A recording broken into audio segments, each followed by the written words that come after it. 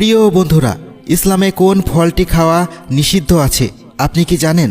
যেটি আমরা প্রতিনিয়ত খাই, সেই ফলটি খেতে অনেক সুস্বাদু।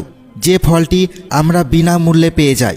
নারী পুরুষ, ধনী গরিব উভয়েই ফলটি খেতে খুবই পছন্দ করি। বলুন তো সেটা কি ফল? আপনাদের যদি জানা থাকে তাহলে কমেন্ট করে আমাদের জানান। আজকের ভিডিওটি খুবই ইন্টারেস্টিং হতে চলেছে, তাই ভিডিওটি শেষ পর্যন্ত দেখতে থাকুন। যে ফলটি আল্লাহ ও তার রাসূল খেতে নিষেধ করেছেন তার দ্বারা উদ্দেশ্য হলো গীবত, যা এই সময়ে অদ্ভুতভাবে ছড়িয়ে পড়েছে সর্বমহলে। আর গীবতকেই নিষিদ্ধ ফলের সাথে তুলনা করা হয়েছে। মুসলিমরা এই ফলটি প্রতিদিন খেয়ে থাকেন।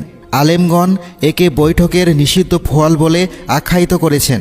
যারা ফলটি খাবে আল্লাহ তাআলা তাদের কবরের আযাব ও জাহান্নামের আগুনের ওয়াদা শুনিয়েছেন। কুরআন, সুন্নাহ, ইজমা, কিয়াস দ্বারা এটি হারাম প্রমাণিত। সর্বসম্মতিক্রমে কবিরা গুনাহ। ফলটি সম্পর্কে জানার আগে আমাদের মনে রাখতে হবে এটি মহান প্রভু আল্লাহ তাআলা নিষিদ্ধ কুৎসিত ফল, যা ভক্ষণ করা থেকে আমাদের বেঁচে থাকা আবশ্যক। না হয় আমাদেরকে এই ফলের ফরমালিন থেকে মুক্ত করতে জাহান্নামের আগুনে ধৌত করা হবে। বন্ধুগণ, আল্লাহ ও তার রাসূলের বর্ণনায় সেই কুৎসিত নিষিদ্ধ ফল গীবত সম্পর্কে আল্লাহ তাআলা যথেষ্ট বলেছেন। তিনি বলেন, এবং একে অপরের গীবত করো না। তোমাদের মধ্যে কি কেউ তার মৃত ভাইয়ের গোশত খেতে পছন্দ করবে? তোমরা তো তা অপছন্দই করে থাকো। আর তোমরা আল্লাহকে ভয় করো। নিশ্চয় আল্লাহ অধিক তওবা কবুলকারী, অসীম দয়ালু। সূরা হুজরাত আয়াত নম্বর 12। মেরাজের রাত্রির হাদিসে রাসূলুল্লাহ সাল্লাল্লাহু আলাইহি ওয়াসাল্লাম বলেন, আমি এমন এক সম্প্রদায়ের কাছে দিয়ে গেলাম যাদের নখ ছিল তামার। তারা তাদের মুখমণ্ডল ও দেহের মাংস আঁচড়াচ্ছিল। আমি জিব্রাইল আলাইহিস সালামকে জিজ্ঞেস করলাম, এরা কারা? তিনি বললেন, এরা তাদের ভাইয়ের গীবত করত এবং তাদের ইজ্জতহানি করত। গীবত হলো আরবি শব্দ। এর অভিধানিক অর্থ পরনিন্দা, দোষারোপ করা, অনুপস্থিত থাকা, পরোক্ষে নিন্দা, পরচর্চা করা, কুৎসা রটনা করা, পিছনে সমালোচনা করা, অন্যের দোষ ত্রুটি প্রকাশ করা, কুৎসা রটনা করা, পিছে সমালোচনা করা ইত্যাদি। শরীয়তের পরিভাষায় গীবত বলতে বোঝায় কোনো ব্যক্তির অনুপস্থিতিতে তার সম্পর্কে এমন কথা বলা যা শুনলে সে তা অপছন্দ করবে।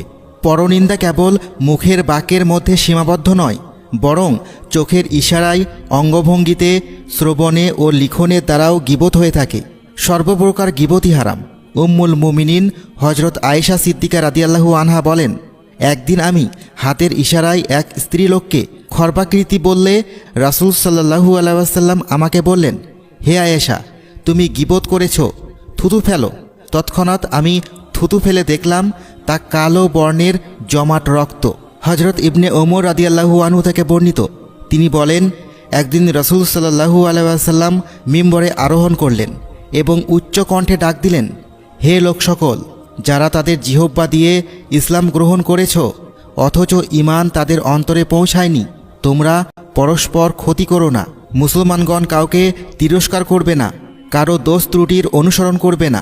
কারণ যে ব্যক্তি তার মুসলিম ভাইয়ের দোষ ত্রুটি অনুসরণ করে আল্লাহ তার দোষ ত্রুটি অনুসরণ করবেন, যদিও সে দোষে আক্রান্ত হয়। ইবনে হিব্বান হাদিস নম্বর 5763। মদপান, ডাকাতি এবং ব্যভিচার যেমনিভাবে কবিরা গুনাহ, অনুরূপভাবে গীবতও কবিরা গুনাহ। কবিরা গুনাহ হওয়ার দিক থেকে কোনো পার্থক্য এগুলোর মাঝে নেই। অন্যান্য কবিরা গুনাহর মতোই গীবতও নিঃসন্দেহে একটি হারাম কাজ, যেহেতু এটি হুকুকুল ইবাদ বা বান্দার হকের সাথে সম্পর্কযুক্ত। হুকুকুল ইবাদ একটি স্পর্শকাতর বিষয়, যার সম্পর্কে ইসলামের বিধান হলো সংশ্লিষ্ট ব্যক্তি মাফ না করা পর্যন্ত মাফ হবে না। অন্যান্য গুনাহার তওবার মাধ্যমে মাফ হয়ে যায়, কিন্তু গীবতের বেলায় শুধু তওবা যথেষ্ট নয়, বরং সংশ্লিষ্ট ব্যক্তিও ক্ষমা করে দিতে হবে। এবার অনুধাবন করুন, গীবত করা কত বড় পাপ। আল্লাহর ওয়াস্তে প্রতিজ্ঞাবদ্ধ হন যে কারো গীবত করবেন না, কারো গীবত শুনবেন না। কোনো মজলিসে গীবত শুরু হলে আলোচনার মোড় ঘুরিয়ে দেওয়ার চেষ্টা করব, অন্য প্রসঙ্গে আলোচনা করা শুরু করে দেব। আলোচনার মোড় পাল্টাতে না পারলে মজলিস ছেড়ে চলে যাব, যেহেতু গীবত করাও হারাম এবং শোনাও হারাম। অপর এক হাদিসে এসেছে, হাদিসটি সনদের দিক থেকে তেমন মজবুত না হলেও অর্থের দিক থেকে বিশুদ্ধ।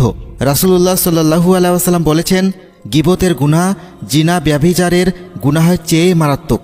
প্রশ্ন হলো এর কারণ কি? উত্তর হলো আল্লাহ না করুন যদি কেউ ব্যভিচারের গুনাহে লিপ্ত হয়ে যায় তাহলে পরবর্তীতে অনুতপ্ত হয়ে তওবা করে নিলে আল্লাহ চাহে তো গুনাহটি মাফ হয়ে যাবে। পক্ষান্তরে গিবত এমন মারাত্মক গুনাহ যে গুনাহটির ক্ষমা ততক্ষণ পর্যন্ত পাওয়া যাবে না যতক্ষণ না যার গিবত করেছে সে ক্ষমা করে দেয়। মাজমাউল জাওয়ায়েদ বাবুল গিবাত খণ্ড 8 পৃষ্ঠা 92। নবীজি সাল্লাল্লাহু আলাইহি ওয়াসাল্লাম অন্যত্র বলেছেন, গিবতের গুনাহে লিপ্ত ব্যক্তি দুনিয়ায় বাহ্যিক দৃষ্টিতে নেককার হবে, নামাজ পড়বে, রোজা রাখবে, অন্যান্য ইবাদতও করবে, কিন্তু পুলসিরাত পার হওয়ার সময় তারা বাধাগ্রস্ত হবে। পুলসিরাতের কথা আপনারা নিশ্চয় শুনেছেন। জাহান্নামের উপর অবস্থিত পুলের নাম পুলসিরাত। আখিরাতে সকলকেই ওই পুল পাড়ি দেওয়া হবে। জান্নাতি হলে পুলসিরাত সহজেই জয় করে নেবে, আর জাহান্নামী হলে তাকে টেনে জাহান্নামে ফেলে দেওয়া হবে। আল্লাহ আমাদেরকে ক্ষমা করুন। গিবতকারীও এরূপ পরিস্থিতির শিকার হবে। তাদেরকে পুলসিরাত পাড়ি দেওয়া থেকে বাধা প্রদান করা হবে। বলা হবে, তোমরা পুলসিরাত পাড়ি দিতে পারবে না। পাড়ি দিতে হলে গিবতের কাফারা আদায় করে যাও, তারপর পাড়ি দাও। গিবতের কাফারা মানে যাদের গিবত করা হয়েছে তাদের থেকে ক্ষমা চেয়ে নেওয়া। তারা ক্ষমা করলে পুলসিরাত পার হতে পারবে, অন্যথায় নয়। এমনকি এক হাদিসে নবী করিম সাল্লাল্লাহু আলাইহি ওয়াসাল্লাম বলেছেন, সুদ একটি মহাপাপ, অসংখ্য গুনাহের সমষ্টি এটি। আল্লাহ আমাদের ক্ষমা করুন। সুদের সবচেয়ে ছোট অপরাধ আপন মায়ের সাথে ব্যভিচার করার মতো। লক্ষ্য করুন, সুদ সম্পর্কে এরূপ কঠোর বাণী উচ্চারিত হয়েছে, অন্য কোনো গুনাহের কথা এত কঠোরভাবে বলা হয়নি। নবীজি সাল্লাল্লাহু আলাইহি ওয়াসাল্লাম বলেন, সেই সুদের মতো থেকে সবচাইতে জঘন্য সুদ হলো অপর মুসলিম ভাইয়ের মানসম্মানকে আহত করা, অর্থাৎ গিবত করা। এর থেকে বাঁচার উপায় কি? হযরত থানভী রহমতুল্লাহি আলাইহি বলেছেন, মাঝে মাঝে দু এক ব্যক্তি আমার কাছে এসে বলেন, হুজুর, আমি আপনার গিবত করেছি, আমাকে মাফ করে দিন। তখন আমি তাদেরকে বলি, এক শর্তে মাফ করে দিব। প্রথমে বলতে হবে আমার কি গিবত করেছ। এর দ্বারা আমার উদ্দেশ্য হলো যাতে আমি জানতে পারি মানুষ আমার সম্পর্কে কি বলে। যদি আমার সামনে বলতে পারো তাহলে মাফ পেয়ে যাবে। হযরত থানভী রহমতুল্লাহি আলাইহি বলেন, আমার এরূপ করার পেছনে একটা কারণ আছে। তা হলো, হতে পারে যে দোষ আলোচনা করা হয়েছে তা আমার মধ্যেই বাস্তবেই আছে, সুতরাং দোষটা আমার জানা হয়ে যাবে এবং এর মাধ্যমে হয়তো আল্লাহ তাআলা এ থেকে বেঁচে থাকার তৌফিক আমাকে দিয়ে দেবেন। তাই গিবতের প্রকৃত চিকিৎসা এটাই। এই চিকিৎসা গ্রহণ করা যদিও কষ্টকর, যদিও মনের উপর করাত চালিয়ে তারপর অন্যকে বলতে হবে, আমাকে মাফ করে দাও, আমি তোমার গিবত করেছি, তবুও এটাই আসল চিকিৎসা। 2-4 বার এই তদবির মতো কাজ করলে ইনশাআল্লাহ ভবিষ্যতের জন্য শিক্ষা হয়ে যাবে। বুজুর্গানের দিন অবশ্য গিবত থেকে বাঁচার জন্য অন্যান্য ব্যবস্থাপত্র দিয়েছেন। যেমন হযরত হাসান বসরি রহমতুল্লাহি আলাইহি বলেছেন, যখন অন্যের দোষচর্চার কথা মনে পড়বে তখনই নিজের দোষগুলোর কথা চিন্তা করবে। ভাববে, কোনো মানুষই তো দোষমুক্ত নয়, আমার মধ্যেও তো এই দোষ আছে, ওই দোষ আছে, সুতরাং অন্যের দোষচর্চা আমি কিভাবে করি। পাশাপাশি গিবতের শাস্তির কথাও ভাববে। আল্লাহর নিকট দোয়া করবে যে, হে আল্লাহ, আমাকে এই ভয়াবহ শাস্তি থেকে রক্ষা করুন। মজলিসে দোষ চর্চা হতে দেখলে সঙ্গে সঙ্গে আল্লাহর কথা স্মরণ করবে, দোয়া করবে, হে আল্লাহ, এই মজলিসে গিবত শুরু হয়ে গিয়েছে, আমাকে হেফাজত করুন, এই জঘন্য পাপ থেকে আমাকে রক্ষা করুন। বিখ্যাত তাবেঈ হযরত রাবি রহমতুল্লাহি আলাইহি নিজের ঘটনা বর্ণনা করেন। তিনি বলেন, এক মজলিসে গিয়ে দেখতে পেলাম লোকজন খোশ গল্প করছে। আমিও তাদের সাথে বসে পড়লাম। গল্প জমে উঠল, গিবতও শুরু হলো। বিষয়টি আমার কাছে ভালো লাগেনি, তাই আমি উঠে গেলাম। কারণ ইসলামের বিধান হলো, মজলিসে গিবত চললে পারলে বাধা দিবে, না পারলে মজলিস ত্যাগ করে উঠে চলে যাবে। আমিও উঠে চলে গেলাম। কিছুক্ষণ পর ভাবলাম, এতক্ষণে হয়তো গিবত শেষ হয়ে গিয়েছে, কারো দোষ চর্চা আর চলছে না, সুতরাং আলোচনায় পুনরায় শরিক হওয়া যায়। এই ভেবে আমি পুনরায় মজলিসে গিয়ে বসলাম। কিছু সময় এটা সেটা আলোচনা চলল, তারপর শুরু হলো গিবত। আমিও মজা পেলাম। আগ্রহের সঙ্গে আমি গিবত শুনতে লাগলাম। এক পর্যায়ে নিজেকে সামলে রাখতে পারলাম না, 2-4টে গিবত নিজেও করে ফেললাম। মজলিস শেষে বাড়ি ফিরে আসলাম। রাতের ঘুমের মধ্যে এক ভয়ঙ্কর স্বপ্ন দেখলাম। এক বিভৎস কালো লোক আমার জন্য পাত্র করে গোশত নিয়ে এসেছে। লক্ষ্য করে দেখলাম শূকরের গোশত। লোকটি বলল, এটা শূকরের গোশত, খাও। আমি বললাম, কিভাবে খাবো, আমি তো মুসলমান। লোকটি বলল, না, ওসব আমি শুনবো না, তোমাকে খেতেই হবে। এই বলে লোকটা জোর করে আমার মুখে গোশত পুড়ে দেওয়া শুরু করলো। আমি তার কবল থেকে নিজেকে বাঁচানোর জন্য শত চেষ্টা করেও ব্যর্থ হলাম। বমি করতে চাইলাম, তবুও রক্ষা পেলাম না। সে আমার উপর এক নির্মম অত্যাচার করেই যাচ্ছিল। সে কি কষ্ট!